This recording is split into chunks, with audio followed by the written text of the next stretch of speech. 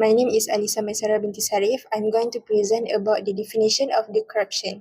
From our research from the article titled A Literature Review on the Definition of the Corruption and the Factors Affecting the Risk of the Corruption, the definition of corruption is commonly defined as the abuse for the public office for the private gain by giving or receiving of any reward in the form of the cash or high value for performing a task in relation to his or her job description. The scholars debate is scope, whether it considering it as the involving the bribery, extortion, or fraud. In academic context, corruption may also be referred to the unethical practices in university and research institutions. The diversity of the corruptions, form, and subjects mean that its definition must be chosen based on the research context. Next is the definition of the corruption from the Islamic perspective. We got the research from the Journal of the Economic Cooperation and Development. In Islam, corruption refers to the wrongful use of the power for the personal gain, which is considered the violation of key value such as the justice, fairness, and honesty. So the Quran and Hadith strongly against such of these practices because viewing them as the severe sins that can disrupt the harmony and the society. So the Islamic teaching stress that the leaders and the individual must be at good and the best interest of the community. The corruption leads to the break trust, which are the essential in Islam, in the governance and also in the leadership. Assalamualaikum warahmatullahi wabarakatuh. My name is Laili Nazhul Hayah binti Saipul Anwar. I will present about types of corruption. Firstly, bribery. Bribery is the unfair use of gifts or favors in exchange for personal benefits. It is also called kickbacks or bakshish in the Middle East.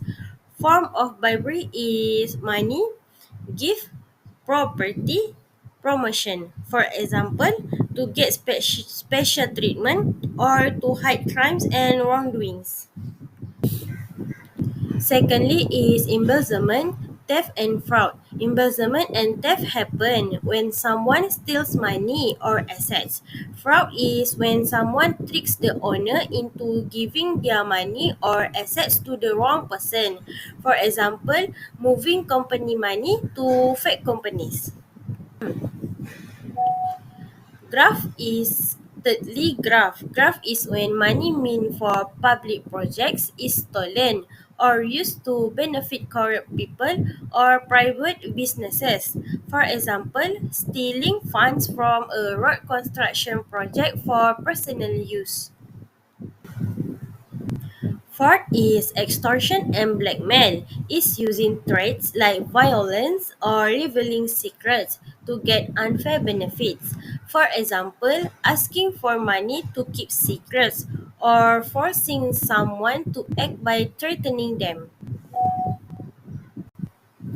I will continue present about types of corruption. Excess money. Excess money is giving rewards to get special benefits, legally or illegally. For example, donating to political campaigns or using connection to get jobs or deals. Next is networking and influence peddling, using personal connection to get advantages in job selection, not based on qualifications, using power or connection to get special treatment for money illegally.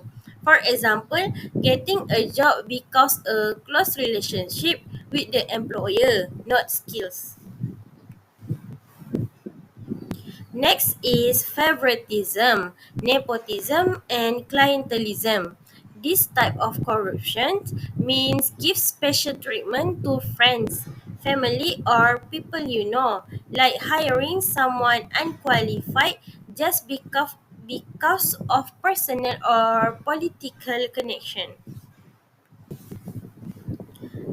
Lastly is abuse of discretion.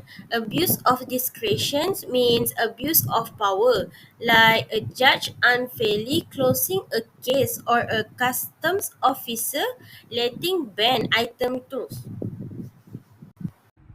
My name is Hazawani binti Abu Yamin. I will continue to talk about the causes of corruption. Corruption is a major problem in many countries, including Malaysia. Despite effort to fight it, corruption still exists. Research has identified three main reasons why corruption happens: power, opportunity, and moral impurity. Let's look at each of these in detail. The first cause is power. Power refers to the misuse of authority or position by individuals. For example, politicians or officials might use their roles for personal gain or to benefit their close associates. This often happens when there is no proper system to monitor their actions. The second cause is opportunity. Opportunity occurs when there are gaps or weaknesses in the system that make corruption possible. For example, in Malaysia, we often see issues in government procurement or licensing processes where regulations are not strong enough. Without proper monitoring or controls, this situation creates chance for corruption. The third cause is moral impurity. This refers to the lack of ethical values and integrity in individuals. Some people are driven by greed or selfishness and justify corrupt action for their benefit. In some cases, corruption becomes normalized, making it seem acceptable to take advantage of certain situations. Next, I will go to the ruling on giving and receiving bribes based on nakli and akli. From nakli, أعوذ بالله من الشيطان الرجيم ولا تأكلوا أموالكم بينكم بالباطل وتدلوا بها إلى الحكام لتأكلوا فريقا من أموال الناس بالإثم وأنتم تعلمون. صدق الله العظيم. The meaning of this ayah is, and eat up not one another's property unjustly, in any illegal way, such as stealing, robbing, deceiving, nor give before presenting your cases, that you may knowingly eat up a part of the property of others sinfully. Okay, so this ayah forbids Muslim to take other people's property in an illegal way, including giving the right to judges or authorities to gain unfair advantage. The ruling from Nakli is La'ana Rasulullah sallallahu alaihi wasallam ar-rashiya wal murtashi. The meaning from this hadith is God's curse on the giver of bribes and the receiver of bribes. This hadith shows that all parties involved in corruption, both those who give, receive, are prohibited and cursed by God. Based on the Malaysian Anti-Corruption 2009, any of accepting, asking, giving and offering a bribes or bribe is an offence. Corruption is originally illegal to be given or accepted absolutely in all circumstances. The original law still applies that corruption is illegal under all circumstances, as well as taking into account its adverse effects on society and the country. The effects of corruption. Economic destruction. Corruption leads to the inefficient use of public funds. When government officials or authorities accept bribes, they may award contracts or tenders to companies that are unqualified or incapable of completing projects properly. This is not only wastes national funds but also hinders economic growth because investments that should be used for national development are diverted for personal interests. The second one, which is decline in quality of life.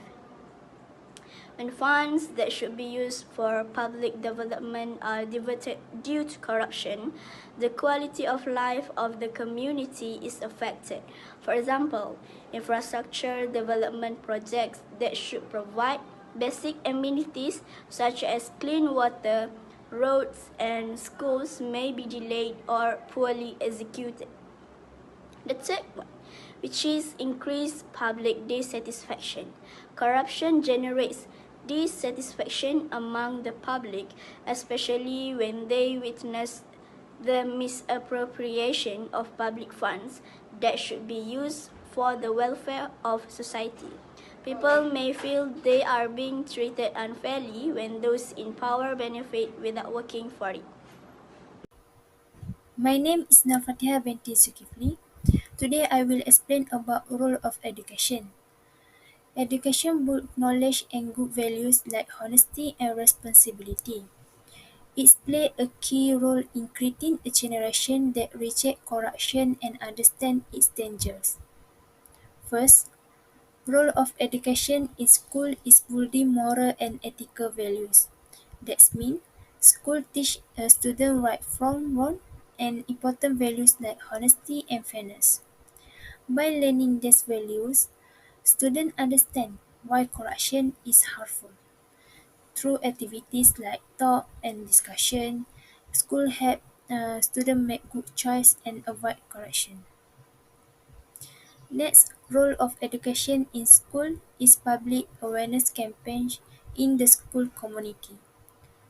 School can organize activities like talk and poster to teach everyone about the dangers of corruption.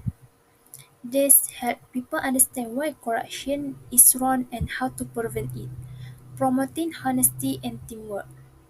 Second, role of education in teachers is being a good role model. Teachers should show good behavior like honesty and fairness. When students see this, they learn to do the same.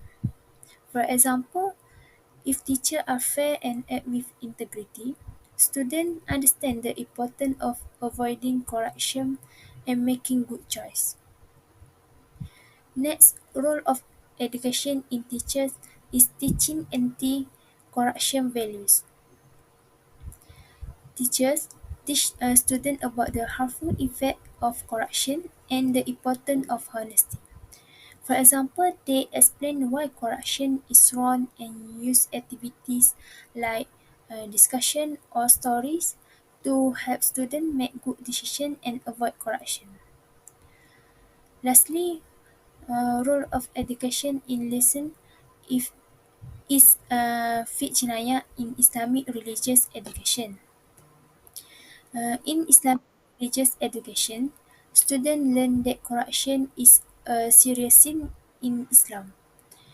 It spreads trust and harms society. They also learn about the punishment for corruption and the importance of honesty and justice, helping them avoid corruption and live with integrity. Next role of education in lesson is moral and ethical education. Moral and ethical education teach students right from wrong and value like honesty and fairness. It helps them understand why corruption is bad and encourage them to make good choice and avoid corruption. With the combined effort of school teachers and lesson, education can become a powerful tool to create a generation that is honest and free from corruption. That's all from me. Thank you. Suruhanjaya Pencegahan Rasuah Malaysia SPRM Kuala Lumpur menahan seorang anggota penguatkuasa disyaki meminta dan menerima rasuah kira-kira RM3,000 sebagai balasan untuk melepaskan barangan milik warga Bangladesh.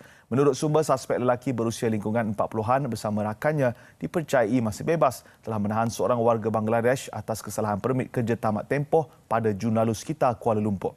Suspek kemudian meminta bangsa menyerahkan wang tunai RM3,000 sebagai balasan untuk melepaskan 2 telefon bimbit dan barangan kemas miliknya.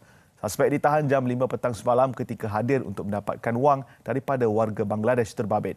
Sementara itu, pengarah SPRM Kuala Lumpur Muhammad Fauzi Hussein ketika dihubungi mengesahkan tangkapan. Suspek akan disiasat di bawah Seksyen 17(A) Akta SPRM 2009. Okay. Now, I will explain about the reality of the corruption situation in Malaysia. The corruption situation in Malaysia has been a persistent issue with significant implications for governance, economic development and public trust. Malaysia has made progress in fighting corruption, but ongoing problems and big corruption cases show that more work is needed to fight against the corruptions. Okay, based on the video we saw just now, it shows that the corruption case which is involved an enforcement officer that happened in August 2023. The officer was suspected of asking for and accepting a bribe of about 3,000 ringgit to release goods owned by a Bangladeshi citizen. Okay, the second example case of corruption shows about another case which is happened in our country in November 2024. Involved a political activist and 2 other people were arrested for allegedly taking bribes from well-known preachers. They are suspected of accepting money in exchange for helping to resolve a money laundering case involving one of the preachers. The police are still investigating the case. Okay, based on these 2 examples of corruption, cases happen in Malaysia shows that the cases of corruption can happen between anyone, not only between politicians, famous artists, and preachers only. Now, let's move to the importance of overcoming corruption. The importance of overcoming corruption. As we know, fighting against corruption is essential to create a justified, harmonious, and prosperous society. There are numerous ways to overcoming the corruption, including: first, strengthening the governance. The corruption can undermine the foundations of democratic institutions and governance. It erodes trust in public institutions, making it more difficult to implement policies effectively. Transparent and accountable governance can ensure fair decision-making and will earn public trust. Second, promoting economic growth. Corruption distorts market mechanisms, it discourages investment, and weakens economic growth. By reducing corruption, countries can create more competitive and equitable economic environment. Differential allocation of resources increases productivity and economic opportunity. Third, improving national and global reputation. Countries that struggle with corruption often face a negative image globally, deterring foreign investment and cooperation.